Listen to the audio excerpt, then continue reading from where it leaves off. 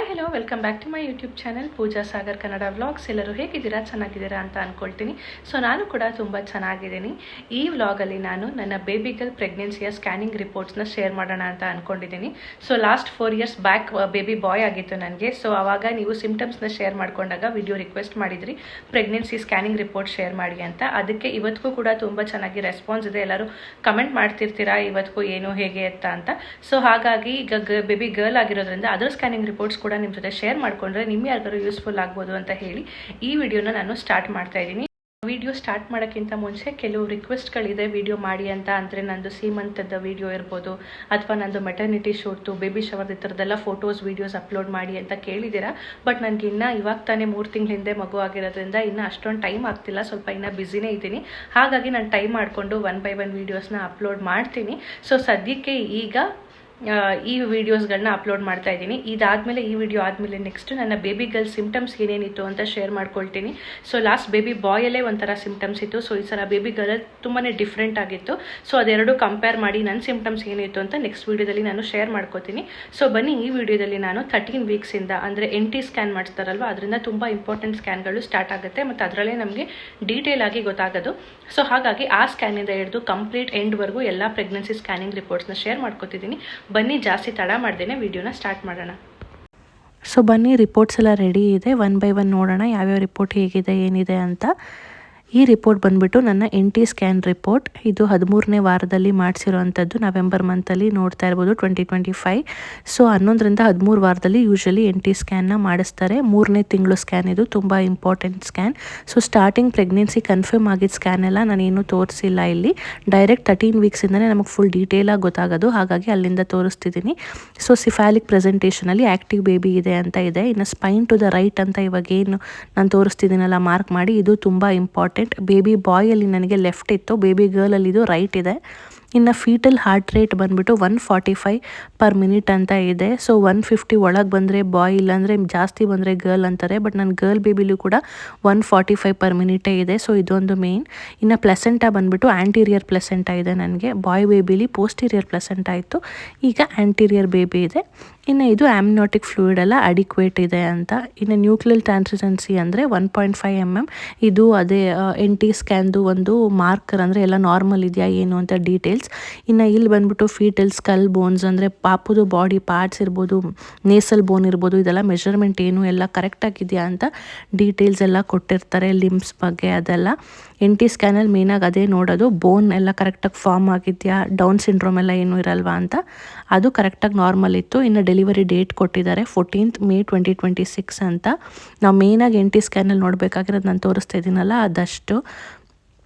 ಏನು ಅಂದರೆ ಅದೇ NTದು ಒಂದು ಮಾರ್ಕರ್ ಕೊಟ್ಟಿರ್ತಾರೆ 1.5 mm, ಅದು ಮತ್ತು ಯಾವ ಪ್ಲಾಸೆಂಟಾ ಇದೆ, ಎಷ್ಟು ಹಾರ್ಟ್ ಬೀಟು, ಯಾವ ಕಡೆ ಸ್ಪೈನ್ ಇದೆ, ಇದನ್ನೆಲ್ಲ ನಾವು ನೋಡಬೇಕಾಗಿರೋವಂಥದ್ದು. ಸೊ 13 ವೀಕ್ಸ್ ಗೆಸ್ಟೇಷನ್ನು ಸಿಫಾಲಿಕ್ ಪೊಸಿಷನಲ್ಲಿ ಇದೆ ಅಂತ ಕೊಟ್ಟಿದ್ದಾರೆ. So complete normal NT scan report ಇದು. ಅದರಲ್ಲಿ ಏನು ಬೇಬಿ ಫೋಟೋ ಎಲ್ಲ ನಮಗೆ ಅಷ್ಟು ಸಿಗಲ್ಲ, ಈ ಥರ ಒಂದು ಬ್ಲ್ಯಾಕ್ ಆ್ಯಂಡ್ ವೈಟಲ್ಲಿ ಸಿಗುತ್ತೆ ಅಷ್ಟೇ. ಇನ್ನು ಇದು ಸೆಕೆಂಡ್ ರಿಪೋರ್ಟ್. ಇದು ಬಂದ್ಬಿಟ್ಟು 15 ವೀಕ್ಸಲ್ಲಿ ಮಾಡಿಸಿರೋವಂಥದ್ದು. ಯೂಶಲಿ 15 ವೀಕ್ಸಲ್ಲಿ ಯಾರೋ ಸ್ಕ್ಯಾನ್ನ ರೆಫರ್ ಮಾಡಲ್ಲ, ಬಟ್ ಆ ಟೈಮಲ್ಲಿ ನನಗೆ ಸ್ವಲ್ಪ ಹುಷಾರಿರಲಿಲ್ಲ, ಹಾಗಾಗಿ ಟೆನ್ಷನ್ ಆಗುತ್ತಲ್ವ ಬೇಬಿ ಹೇಗಿದೆಯೋ ಏನೋ ಅಂತ ನಾನೇ ಓನಾಗಿ ಡಾಕ್ಟರ್ನ ಕೇಳಿ ಮಾಡಿಸ್ಕೊಂಡಿರೋವಂಥದ್ದು. ಸೊ ಇದೇನು ಕಂಪಲ್ಸರಿ ಸ್ಕ್ಯಾನ್ ಅಲ್ಲ. ಸೊ ಸಿಂಗಲ್ ಲೈವ್ ಇಂಟ್ರಾಯೂಟರಿನ್ ಫೀಟಸ್ ಇದೆ, ಚೆನ್ನಾಗಿ ಮೂವ್ಮೆಂಟ್ ಎಲ್ಲ ಮಾಡ್ತಾ ಇದೆ ಅಂತಿದೆ. ಮತ್ತು ಅದ್ರದ್ದು ಫೀಟಲ್ ಹಾರ್ಟ್ ರೇಟ್ ಬಂದ್ಬಿಟ್ಟು ಈಗಲೂ ನೋಡ್ತಿರ್ಬೋದು 148 BPM ಅಂತ ಇದೆ. ಸೊ 148 ಟೈಮ್ಸ್ ಅದು 1 minute ಹೊಡ್ಕೋತಾ ಇದೆ. ಈಗಲೂ ನೋಡ್ತಿರ್ಬೋದು ನೀವು 150 ಒಳಗೆ ಇದೆ. ಇದು ನಾವು ನೋಟೆಡ್ ಮಾಡ್ಕೋಬೇಕಾಗಿರೋಂಥ ಪಾಯಿಂಟು. ಇನ್ನು ಈಗಲೂ ಪ್ಲೆಸೆಂಟಾ ಆ್ಯಂಟೀರಿಯರ್ ಇರುತ್ತೆ. ಯೂಶಲಿ ಪ್ಲೆಸೆಂಟಾ ಯಾವಾಗಲೂ ಸೇಮೇ ಇರುತ್ತೆ, ಅದೇನು ಚೇಂಜ್ ಆಗೋಲ್ಲ. ತುಂಬ ರೇರ್ ಚಾನ್ಸಸ್ಸಲ್ಲಿ ಅದು ಚೇಂಜ್ ಆಗುತ್ತೆ, ಇಲ್ಲಾಂದರೆ ನಾರ್ಮಲಾಗಿ ಒಂದೇ ಇರುತ್ತೆ ಪ್ರೆಗ್ನೆನ್ಸಿ ಪೂರ್ತಿ. ಇಷ್ಟೇ 15 ವೀಕ್ಸ್ ಸ್ಕ್ಯಾನಲ್ಲಿ ಅಂಥ ಇಂಪಾರ್ಟೆಂಟ್ ಬೇರೆ ಏನೂ ಇಲ್ಲ. ಇನ್ನು ಇಮೇಜ್ಗಳು ಕೊಟ್ಟಿದ್ದಾರೆ, ಇದರಲ್ಲೂ ಕೂಡ ಮಗು ಇಮೇಜ್ ಏನು ಕಾಣಲ್ಲ, ಸಣ್ಣದಾಗಿ ಡಾಟ್ ಆ ಥರ ಕಾಣಿಸುತ್ತೆ ಅಷ್ಟೇ. ಸೊ ಮಗುದೆಲ್ಲ ಕಂಪ್ಲೀಟ್ಲಿ ನಾರ್ಮಲ್ ಇತ್ತು. ಮತ್ತು ಪೀರಿಯಡ್ಸ್ ಇರೆಗ್ಯುಲರ್ ಇರೋರಿಗೆ ಗೆಸ್ಟೇಷನಲ್ ಏಜ್ಗೂ ಲಾಸ್ಟ್ ಮೆನ್ಸ್ಟ್ರಲ್ ಪೀರಿಯಡ್ಗೂ ವೀಕ್ಸ್ ಡಿಫ್ರೆನ್ಸ್ ಇರುತ್ತೆ, ಅದೊಂದು ಪಾಯಿಂಟ್ ನೀವು ನೋಟ್ ಮಾಡ್ಕೋಬೇಕು. ಈಗ ನಾನು ತೋರಿಸ್ತಾ ಇರೋದು ನಿಮಗೆ ಮೇನ್ ಇಂಪಾರ್ಟೆಂಟ್ ಸ್ಕ್ಯಾನ್ 5 monthsಲ್ಲಿ ಮಾಡಿಸೋವಂಥದ್ದು ಫೀಟಲ್ ಅನಾಮಲಿ ಸ್ಕ್ಯಾನ್, ಅಂದರೆ ಟಿಫಾ ಸ್ಕ್ಯಾನ್ ಅಂತ ಏನು ಹೇಳ್ತೀವಿ, ಇದು ಕೂಡ ಪ್ರೆಗ್ನೆನ್ಸಿಯ ಇಂಪಾರ್ಟೆಂಟ್ ಒಂದು ಸ್ಕ್ಯಾನ್. ಸೊ ಇದರಲ್ಲಿ ಮೇಯ್ನಾಗಿ ಏನು ನೋಡ್ತಾರೆ ಅಂತಂದರೆ ಪಾಪುದು ಪ್ರತಿಯೊಂದು ಬಾಡಿ ಪಾರ್ಟ್ಸ್ಗಳಿರ್ಬೋದು ಎಲ್ಲನೂ ಕೂಡ ಕರೆಕ್ಟಾಗಿ ಇದೆಯಾ, ಬೆಳವಣಿಗೆ ಎಲ್ಲ ಚೆನ್ನಾಗಾಗಿದೆಯಾ ಅಂತ ಒಂದೊಂದನ್ನು ಸೂಕ್ಷ್ಮವಾಗಿ ಗಮನಿಸ್ತಾರೆ. ಸೊ ಅದರ ಡೀಟೇಲ್ಸ್ ಎಲ್ಲ ಅಲ್ಲಿ ಕೊಟ್ಟಿದ್ದಾರೆ. ತುಂಬ ವರ್ಡಿಂಗ್ಸ್ ಮೆಡಿಕಲಲ್ಲಿರೋದನ್ನ ನಮಗೂ ಅರ್ಥ ಮಾಡ್ಕೊಳ್ಳೋ ಕಷ್ಟ ಅಥವಾ ನಿಮಗೂ ಅರ್ಥ ಮಾಡ್ಸೋಕ್ಕೆ ಕಷ್ಟ. ಹಾಗಾಗಿ ನಾನು ಅದನ್ನು ನೋಡ್ತಾ ಇಲ್ಲ, ಬರೀ ತುಂಬ ಮೇನ್ ಇಂಪಾರ್ಟೆಂಟ್ ಮಾತ್ರ ಹೇಳ್ತಿದ್ದೀನಿ. ಇವಾಗ ಇದು ಗೆಸ್ಟೇಷನಲ್ ಏಜು ಸ್ಕ್ಯಾನ್ ಪ್ರಕಾರ ಮಗುಗೆ 20 ವೀಕ್ಸ್ 6 ಡೇಸ್ ಆಗಿದೆ ಅಂತ ಇದೆ. ಇನ್ನು ಡೆಲಿವರಿ ಡೇಟ್ 13ನೇ ತಾರೀಕು ಮೇ 2026. ಇದರಲ್ಲೂ ನೋಡ್ತಿರ್ಬೋದು fetal spine to the right ಅನ್ನೋದಿದೆ. ಇನ್ನು ಪ್ಲಾಸೆಂಟಾ ಬಂದ್ಬಿಟ್ಟು ಫಂಡಲ್ ಆ್ಯಂಟೀರಿಯರ್ ಅಂತ ಇದೆ, ಆ್ಯಂಟೀರಿಯರ್ ಪ್ಲಾಸೆಂಟಾ ಇದೆ. ಸೊ ಇದು ಕೂಡ ಎಲ್ಲದರಲ್ಲೂ ಸೇಮ್ ಇದೆ. ಇನ್ನು ಇದು ಫೀಟಲ್ ಹಾರ್ಟ್ ರೇಟ್ 141 BPM ಅಂತ ಇದೆ, 141 ನಿಮಿಷಕ್ಕೆ. ಇನ್ನು ಎಸ್ಟಿಮೇಟೆಡ್ ಫೀಟಲ್ ವೆಯ್ಟ್ ಅಂತಾರೆ, EFW ಅಂದರೆ ಮಗು ವೆಯ್ಟ್ ಎಷ್ಟಿದೆ ಅಂತ, ಅದು 387 ಗ್ರಾಮ್ ಇದೆ ಅಂತ.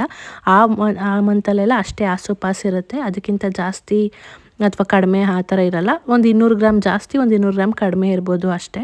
ಇನ್ನು ಇದೆಲ್ಲ ಕ್ರೇನಿಯಮ್ಮು, ಸ್ಪೈನು, ಫೇಸ್ ಅಂದರೆ ಮುಖ, ಕತ್ತಿರ್ಬೋದು, ಬಾಡಿದು ಬೇರೆ ಪಾರ್ಟ್ಸ್ ಎಲ್ಲನೂ ಹೇಗಿದೆ ಅಂತ ಒಂದೊಂದೂ ಮೆಜರ್ಮೆಂಟಲ್ಲಿ ಮೆನ್ಷನ್ ಮಾಡಿ ಕರೆಕ್ಟಾಗಿದೆಯಾ ಇಲ್ವಾ ಅಂತ ಕೊಟ್ಟಿರ್ತಾರೆ. ಸೊ ನಂದು ರಿಪೋರ್ಟ್ ಎಲ್ಲನೂ ನಾರ್ಮಲ್ ಇತ್ತು 5 ಮಂತ್ಸ್ದು. ಇದರಲ್ಲೂ ಅಷ್ಟೇ ಮೇಯ್ನಾಗಿ ನಾನು ತೋರಿಸ್ತಿದ್ದೀನಲ್ಲ ಫೀಟಲ್ ಅಂತ ಏನಿದೆ ಅದಷ್ಟು ಭಾಗನ ನಾವು ಗಮನಿಸ್ಕೋಬೇಕು. ಇನ್ನು ಇಲ್ಲಿ ತೊರ್ಯಾಕ್ಸ್, ಕಾರ್ಡಿಯಾಕ್, ಅಬ್ಡೊಮೆನ್ ಅಂದರೆ ಹೊಟ್ಟೆ ಪಾರ್ಟ್ ಇರ್ಬೋದು, ಹಾರ್ಟ್ ಪಾರ್ಟ್ ಇರ್ಬೋದು. ಈ ತೊರ್ಯಾಕ್ಸ್ ಲಿಮ್ಸ್ ಅಂದರೆ ಮೂಳೆಗಳು ಮತ್ತು ಕೈ ಕಾಲ್ದು ಬೋನ್ಗಳದ್ದು ಅದಕ್ಕೆ ಸಂಬಂಧಪಟ್ಟಂಗೆ ಕೊಟ್ಟಿದ್ದಾರೆ, ಅದು ಎಲ್ಲ ನಾರ್ಮಲ್ ಆಗಿದೆ ಅಂತ. ಇದು ಆಮ್ನಿಯೋಟಿಕ್ ಫ್ಲೂಯಿಡ್ ಎಲ್ಲ ಕರೆಕ್ಟಾಗಿದೆಯಾ, ಆಮೇಲೆ ಫೀಟಲ್ ಆಮ್ನಿಯೋಟಿಕ್ ಮಾರ್ಕರ್ಸ್ ಅಂತ ಅದು ಮೆಡಿಕಲ್ ಟರ್ಮ್ಸಲ್ಲಿ ಡಾಕ್ಟರ್ಗಳು ಗೊತ್ತಾಗುತ್ತೆ, ನಮಗೆ ಕಷ್ಟ. ಸೊ ಪ್ರತಿಯೊಂದು ಎಲ್ಲ ಕರೆಕ್ಟಾಗಿದೆ, ಎಲ್ಲ ನಾರ್ಮಲ್ ಆಗಿದೆ. ಸಿಂಗಲ್ ಗೆಸ್ಟೇಷನ್ 20 ವೀಕ್ಸ್ದು ಇದೆ ಅಂತ ಹೇಳಿ ಕೊಟ್ಟಿದ್ದಾರೆ. ಈ ವರ್ಡಿಂಗ್ಸ್ ಎಲ್ಲ ನಮಗೇನು ಅರ್ಥ ಆಗಲ್ಲ, ಹಾಗಾಗಿ ನಾನು ಅದನ್ನು ಲೆಫ್ಟ್ ಔಟ್ ಮಾಡ್ತಾಯಿದ್ದೀನಿ. ದಿಸ್ ಪೇಜ್ನ ಸ್ವೈಪ್ ಮಾಡ್ತಾಯಿದ್ದೀನಿ, ನೋಡ್ತಿರ್ಬೋದು. ಇದಾದಮೇಲೆ ಪಾಪು ಇಮೇಜ್ ಕೂಡ ಕೊಟ್ಟಿದ್ದಾರೆ ನೀವಲ್ಲಿ. ಅಷ್ಟು ಕರೆಕ್ಟಾಗಿ ಫಾರ್ಮ್ ಆಗಿರಲ್ಲ, ಬಟ್ ತುಂಬ ಕ್ಯೂಟಾಗಿ ಕಾಣಿಸ್ತಾ ಇತ್ತು ಅದು. ಇದು 5 ಮಂತ್ಸ್ ಸ್ಕ್ಯಾನಿಂಗ್ ರಿಪೋರ್ಟ್ಸ್. ಇನ್ನು ನೆಕ್ಸ್ಟು ಇದು ನಾನು ಮಾಡಿಸಿರೋದು 27 or 28 ವೀಕ್ಸಲ್ಲಿ ನೀವು ನೋಡ್ತಾ ಇರ್ಬೋದು. ಸೊ ಇದು ಅಷ್ಟೇ ಕಂಪಲ್ಸರಿ ಸ್ಕ್ಯಾನ್ ಅಲ್ಲ, ನಾನು ಎಕ್ಸ್ಟ್ರಾ ಇದನ್ನು ಮಾಡಿಸಿರೋದು ಬಿಕಾಸ್ ಆ ಟೈಮಲ್ಲಿ ನನಗೆ ಪಾಪು ಮೂಮೆಂಟ್ ಸ್ವಲ್ಪ ಕಡಿಮೆ ಇದೆ ಅಂತ ಅನ್ನಿಸ್ತಿತ್ತು. ಸೊ ಪ್ರೆಗ್ನೆನ್ಸಿ ಟೈಮಲ್ಲಿ ಜಾಸ್ತಿ ಚಾನ್ಸ್ ತೊಗೋಬಾರ್ದು, ಹಾಗಾದ ತಕ್ಷಣ ಡಾಕ್ಟರ್ಗೆ ಹೇಳಿ ಒಂದು ಸ್ಕ್ಯಾನ್ ಅಥವಾ ಅವ್ರು ಏನು ಹೇಳ್ತಾರೆ ಅದು ಮಾಡೋದು ಇಂಪಾರ್ಟೆಂಟ್. ನನಗೆ ಮಾಡಿಸಿ ಅಂತ ಹೇಳಿದ್ರು, ನಾನು ಮಾಡಿಸ್ದೆ.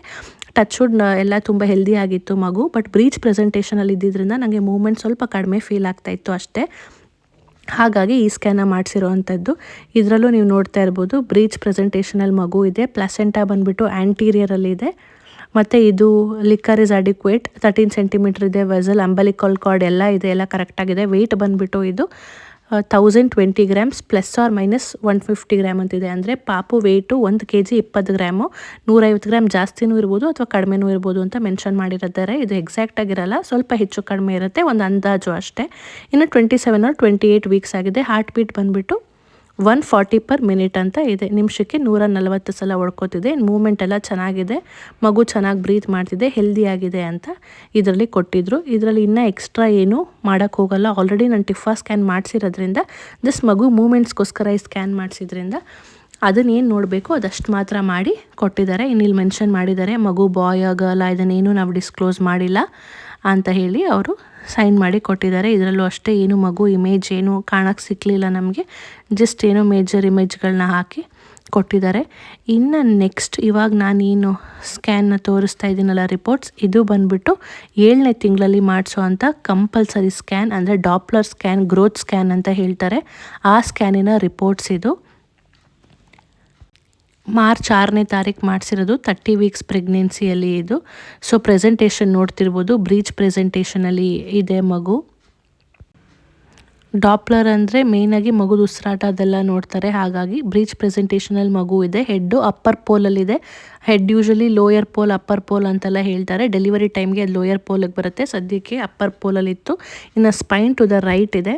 ಹಾರ್ಟ್ ಬೀಟ್ ಆ್ಯಸ್ ಯೂಶಲ್ 150 ಒಳಗಡೆ, ಸೊ 141 ಇದೆ. ಇನ್ನು ವೆಯ್ಟ್ ಬಂದುಬಿಟ್ಟು 1.5 kg +or-228 ಗ್ರಾಮ್ ಅಂತ ಇದೆ.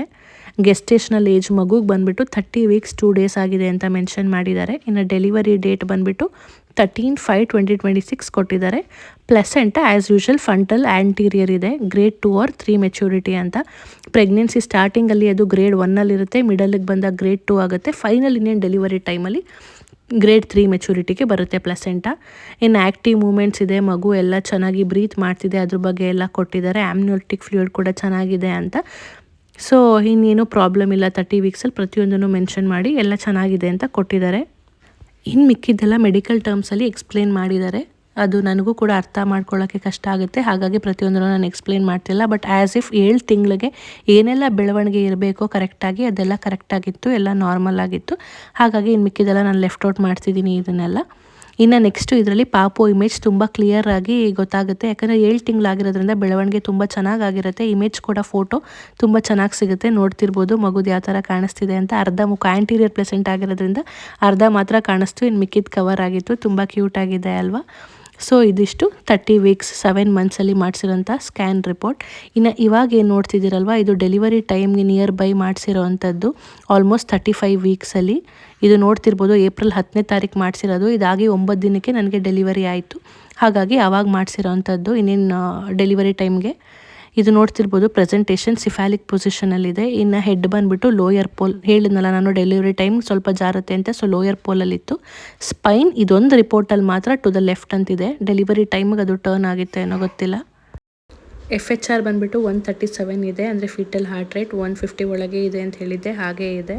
ಇನ್ನು ವೆಯ್ಟ್ ಬಂದುಬಿಟ್ಟು 2642 gram plus or minus 391 gram ಅಂತಿದೆ, ಅಂದರೆ 2 kg 600 ಗ್ರಾಮ್ ಇದೆ ಅಂತ. 400 ಗ್ರಾಮ್ ಹೆಚ್ಚಾರು ಇರ್ಬೋದು, ಕಡಿಮೆನಾರು ಇರ್ಬೋದು ಅಂತ ಮೆನ್ಷನ್ ಮಾಡಿದ್ದಾರೆ. ಇನ್ನು ಮಗುಗೆ 35 ವೀಕ್ಸ್ ಆಗಿದೆ, 2 ಡೇಸ್ ಅಂತ ಮೆನ್ಷನ್ ಮಾಡಿದ್ದಾರೆ. EDD ಬೈ ಆಸ್ ಅಂದರೆ ಡೆಲಿವರಿ ಡೇಟು ಮೇ 13ನೇ ತಾರೀಕು 2026 ಸೇಮ್. ಇನ್ನು ಪ್ಲೆಸೆಂಟಾ ಬಂದುಬಿಟ್ಟು ಫಂಡಲ್ ಆ್ಯಂಟೀರಿಯರ್ ಗ್ರೇಡ್ 3 ಮೆಚೂರಿಟಿ ಅಂತಿದೆ. ಈ ಡೆಲಿವರಿ ಡೇಟ್ ಅಂತ ಏನು EDD ಇದೆಯಲ್ಲ, ಅದು ಸ್ವಲ್ಪ ಸ್ಕ್ಯಾನಿಂಗ್ಗಳಲ್ಲಿ ಚೇಂಜ್ ಆಗ್ತಿರುತ್ತೆ, 1-2 ದಿನ 3 ದಿನ 1 ವಾರ ಹೆಚ್ಚು ಕಡಿಮೆ ಇರುತ್ತೆ ಅವಾಗವಾಗ. ಇನ್ನು ಸಿಂಗಲ್ ಲೈಫ್ ಫೀಟಸ್ ಇದೆ, ಆ್ಯಕ್ಟಿವ್ ಮೂಮೆಂಟ್ಸು ಎಲ್ಲ, ಬ್ರೀತಿಂಗು ಎಲ್ಲ ಚೆನ್ನಾಗಿದೆ ಅಂತ. ಇನ್ನು ಇಲ್ಲಿ ಅಂಡರ್ಲೈನ್ ಮಾಡಿ ಏನು ತೋರಿಸ್ತಿದ್ದಾರಲ್ವ, ಆಮ್ನಿಯೋಟಿಕ್ ಫ್ಲೂಯಿಡ್ ಇಂಡೆಕ್ಸ್ ಅಂತ, ಅಂದರೆ ಮಗುವಿನ ಸುತ್ತ ನೀರು, ಅದು ಸ್ವಲ್ಪ ಡೆಲಿವರಿ ಟೈಮ್ ನಿಯರ್ ಇದ್ದಾಗ ಜಾಸ್ತಿ ಆಗಿತ್ತು, ಹಾಗಾಗಿ ಸ್ವಲ್ಪ ಬೇಗ ಡೆಲಿವರಿ ಮಾಡೋಣ ಅಂತ ಡಾಕ್ಟರ್ ಇನ್ಫಾರ್ಮ್ ಮಾಡಿದರು. ಈ ಥರ ಏನೇ ಇದ್ರೂ ಡಾಕ್ಟರ್ ಅಂಡರ್ಲೈನ್ ಮಾಡ್ತಾರೆ, ನಿಮ್ಗೆ ಅದನ್ನೆಲ್ಲ ಇನ್ಫಾರ್ಮ್ ಮಾಡ್ತಾರೆ. ಇನ್ನು ಮಿಕ್ಕಿದೆಲ್ಲ ಡೆಲಿವರಿ ಟೈಮ್ಗೆ ಏನೆಲ್ಲ ನಾರ್ಮಲ್ ಇರಬೇಕೋ ಬೆಳವಣಿಗೆ ಎಲ್ಲ ಆ ಥರ ಎಲ್ಲ ಪರ್ಫೆಕ್ಟಾಗಿ ಹೆಲ್ದಿಯಾಗಿ ಚೆನ್ನಾಗಿತ್ತು. ಸೊ ಡಾಕ್ಟರು ನೆಕ್ಸ್ಟ್ ನೋಡೋಣ, ಪ್ರೊಸೀಡ್ ಮಾಡೋಣ ಡೆಲಿವರಿ ನೋಡಿಕೊಂಡು ಅಂತ ಹೇಳಿದರು. ಇದಾಗಿತ್ತು ನನ್ನ ಪ್ರೆಗ್ನೆನ್ಸಿಯ ಸ್ಕ್ಯಾನಿಂಗ್ ರಿಪೋರ್ಟ್ಸ್. ಬ್ಲಡ್ ರಿಪೋರ್ಟ್ಸ್ ಬಿಟ್ಟು ಸ್ಕ್ಯಾನಿಂಗ್ ಏನೇನಿದೆ ಅಲ್ಟ್ರಾಸೌಂಡ್ ನಾನೆಲ್ಲನೂ ಕೂಡ ಶೇರ್ ಮಾಡ್ಕೊಂಡಿದ್ದೀನಿ ನಿಮ್ಮ ಜೊತೆ. ಇನ್ನು ನೆಕ್ಸ್ಟ್ ನಾನು ನನ್ನ ಪ್ರೆಗ್ನೆನ್ಸಿಯ ಸಿಮ್ಟಮ್ಸ್ನ ನೆಕ್ಸ್ಟ್ ವೀಡಿಯೋದಲ್ಲಿ ಶೇರ್ ಮಾಡ್ಕೋತೀನಿ, ಗರ್ಲ್ ಬೇಬಿಗೆ ನನಗೆ ಏನೇನು ಸಿಮ್ಟಮ್ಸ್ ಇತ್ತು ಅಂತ ಹೇಳಿ. ಇದೇ ಥರ ಸೇಮ್ ರಿಪೋರ್ಟ್ ಇದ್ದರೆ ಗಂಡು ಮಗುನೇ ಆಗುತ್ತೆ, ಅಥವಾ ಇದೇ ಥರ ಸೇಮ್ ರಿಪೋರ್ಟ್ ಇದ್ದರೆ ಹೆಣ್ಮಗುನೇ ಆಗುತ್ತೆ ಅಂತ ಒಬ್ರಿಗೊಬ್ರು ಕಂಪೇರ್ ಮಾಡ್ಕೊಳ್ಳೋದು ತುಂಬಾ ಕಷ್ಟ. ರಿಪೋರ್ಟ್ಸ್ ಇದೇ ಥರ ಇದ್ದು ಚೇಂಜಸ್ ಕೂಡ ಆಗ್ಬೋದು. ಬಾಯ್ ಆಗಿರೋರು ಇದ್ದಾರೆ, ಹಾಗೆ ಗರ್ಲ್ ಕೂಡ. ನೋಡ್ತಿರ್ಬೋದು ಅಲ್ಲಿ ಬೇಬಿ ಇಮೇಜ್ ಬಂದಿದೆ, ಎಷ್ಟು ಕ್ಲಿಯರಾಗಿ ಚೆನ್ನಾಗಿ ಬಂದಿದೆ ಅಂತ. ಸೊ ಹಾಗಾಗಿ ಒಂದು ಜಸ್ಟ್ ಕಂಪ್ಯಾರಿಸನ್ಗೆ, ಪ್ರೆಡಿಕ್ಷನ್ಗೆ, ಹಾಗೆ ಒಂದು ನಾವೇ ಮನೇಲಿ ಓದ್ಕೊಳ್ಳೋಕ್ಕೂ ಕೂಡ ಈ ಸ್ಕ್ಯಾನಿಂಗ್ ರಿಪೋರ್ಟ್ಸ್ ಹೆಲ್ಪ್ ಆಗುತ್ತೆ ಅಂತ ನಾನು ಈ ವಿಡಿಯೋನ ಮಾಡಿದ್ದೀನಿ.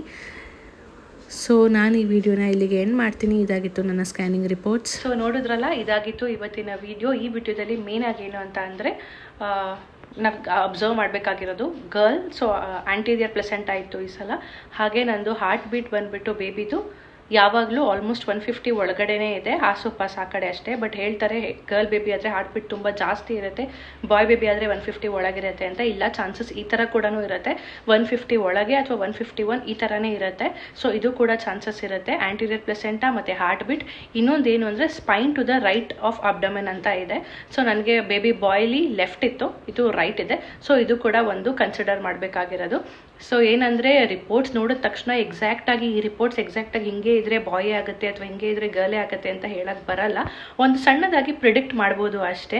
ಚಾನ್ಸಸ್ ಎರಡೂ ಕೂಡ ಆಗ್ಬೋದು. ಈ ವಿಡಿಯೋನ ನಾನು ಇಲ್ಲಿಗೆ ಮುಗಿಸ್ತೀನಿ. ಈ ವಿಡಿಯೋ ನಿಮಗೆ ಇಷ್ಟ ಆಗಿದ್ರೆ ಈ ವಿಡಿಯೋಗೆ ಒಂದು ಲೈಕ್ ಕೊಡಿ, ಕಮೆಂಟ್ ಮಾಡಿ, ಮತ್ತು ಇನ್ನು ಯಾರೇ ನನ್ನ ಚಾನಲ್ಗೆ ಸಬ್ಸ್ಕ್ರೈಬ್ ಮಾಡ್ಕೊಂಡಿಲ್ವೋ ಪ್ಲೀಸ್ ಸಬ್ಸ್ಕ್ರೈಬ್ ಮಾಡ್ಕೊಂಡು ನೋಡಿ ಅಂತ ಹೇಳ್ತಾ ನಾನು ಮತ್ತೆ ನಿಮಗೆ ನೆಕ್ಸ್ಟ್ ವಿಡಿಯೋದಲ್ಲಿ ಸಿಗ್ತೀನಿ. ಅಲ್ಲಿವರೆಗೂ keep watching. Thank you. Bye.